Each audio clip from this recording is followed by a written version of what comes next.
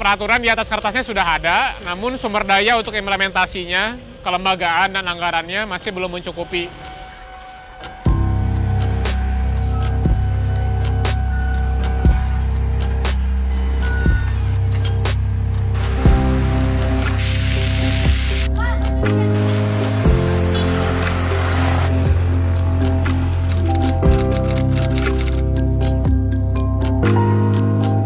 Masalah utama dari pengelolaan sampah di Jakarta adalah gagalnya pencegahan timbulan sampah sejak dari sumber, seperti dari rumah tangga, perkantoran, atau pusat hiburan misalnya.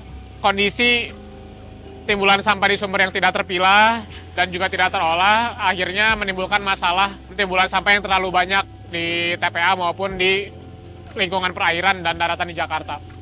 Satu hal yang cukup besar dan kita lihat itu cukup terabaikan di Kota Jakarta itu adalah keberadaan ruang terbuka hijau, baik secara kuantitas ataupun kualitas. Kenapa makin banyak banjir? Itu ya karena airnya tidak bisa dikelola oleh alamnya.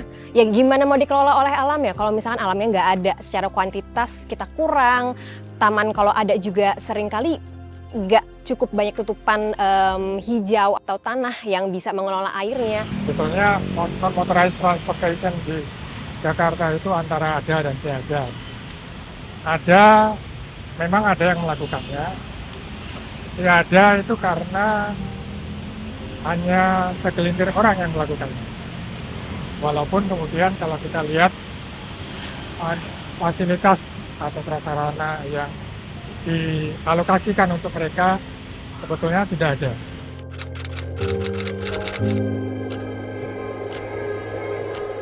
Peraturan di atas kertasnya sudah ada, namun sumber daya untuk implementasinya, kelembagaan dan anggarannya masih belum mencukupi.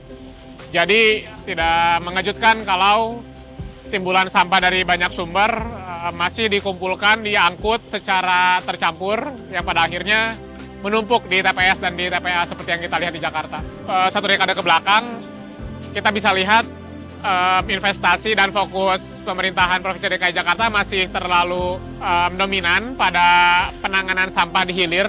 Berbicara kota itu kan dia mostly grey infrastructure, jadi bangunan-bangunan, jalan, jembatan, itu kan semua grey infrastructure. Green-nya atau environment-nya yang ditunjuknya lewat itu ruang terbuka hijau. Saya peraturan minimal 30% kan ya, 9% dipenuhi oleh Pemprov, tapi itu pun juga sangat terasa sedikit ya kalau misalnya kita menjadi warga kota Jakarta. Padahal di sisi lain tuh keberadaan si ruang terbuka hijau itu menunjang kualitas hidup setiap warga yang ada di sini. Ada jalur sepeda, ini ada jalur yang terproteksi ini. Namanya terproteksi, tapi tidak ada jaminan bahwa pengguna kendaraan bermotor tidak akan masuk. Sama sebetulnya situasi yang dihadapi oleh pejalan kaki. Mereka di tempat yang dialokasikan khusus untuk pejalan kaki pun keamanan dan keselamatan itu tidak sepenuhnya terjamin. Karena ada saja pengguna kendaraan bermotor yang menerobos masuk. Yang kalau kita ingatkan, itu kan kita tahu sendiri, sebagian besar mereka akan lebih galak daripada kita. Nah itu saya tidak tahu apa sih yang sebetulnya sudah dilakukan oleh pemerintah kota.